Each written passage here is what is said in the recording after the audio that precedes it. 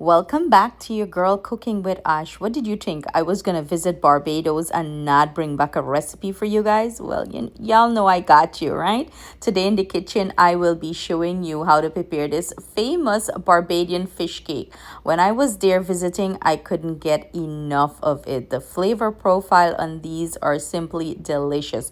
Fluffy on the inside and nice and crispy on the outside with all those amazing flavorings. So let's make these. Let's get to it. So this is my salted cod. I washed it thoroughly and I had it soaking here for about 2 hours in some lime juice and vinegar. Now I'm gonna proceed to boil it. Now that my water came up to a boil, I'm gonna go ahead and add my cod to this, and I'm gonna boil this twice to remove any excess salt. You don't want too much salt in it. So this is the second time I'm boiling this out. I'm gonna go ahead and drain this, and then we're gonna proceed with the next step. I'm gonna go in with everything that I have chopped up into our saltfish. Add all this delicious flavor in here. I really enjoy this fish cake in Barbados. Really did. So in goes our flour. In goes our baking powder. I'm gonna go in with my clean fingers here and give this a nice mix. Mix everything in nicely.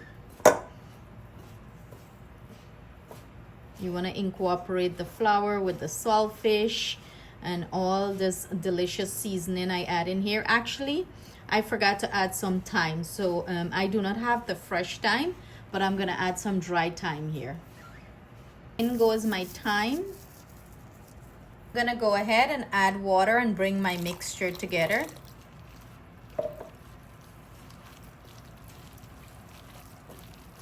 Add a little bit at a time and massage everything together. You do not want to add a lot. You don't want too runny batter here. I like mine with a lot of saltfish in it. I like it that I can taste the saltfish and the seasoning. You don't need any salt here because the saltfish should be in, salty enough to, although you boil it out, enough salt left in it to have the flavor and the taste here. So for me, this is perfect. That is the consistency. It's falling off nicely. It's perfect for me. I'm gonna go ahead, cover this and let it sit for about maybe half an hour to 45 minutes so all the flavors can marry nicely here, and then we're gonna go ahead and fry this off. I have my oil heating up. It's been about 45 minutes. I'm gonna start dropping our fish cake batter into the oil. You want to keep your oil medium to low heat. You can use your fingers to drop this. You can use 2 spoons, whatever is easier for you, but I prefer the scoop, the ice cream scoop. And you're gonna fry these until they're nice and golden brown.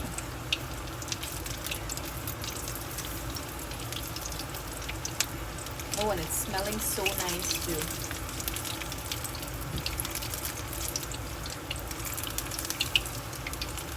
I'm just gonna go ahead and remove all these little pieces that are floating around and give this a nice mix. Now that I achieved that beautiful rich golden brown color, I'm gonna go ahead and remove it from the oil. And I have a pan lined with a paper towel. Let it sit there and drain. We're gonna plate, serve, and enjoy. See you back shortly. This is smelling heavenly. There you have it, our finished plated Bajan fish cakes, our Barbados fish cake. If you can hear, I'm already eating. They're so addictive. This is what it's looking like. On the inside, very soft and fluffy, filled with that saltfish filling. Let's focus this camera. Come on, focus. And it's very crispy on the outside. And I paired mine with some tamarind sour. Good things. So good. So good. Let's get Atiana to taste it. Her favorite taste tester in the house. She tried this in Barbados, so I want to know. So good in Barbados. Yeah, I want to know your thoughts on mines.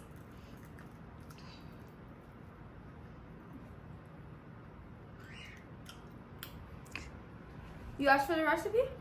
I did ask the chef for the recipe with a little of my twist to it. It tastes exactly like it. How is it? Good?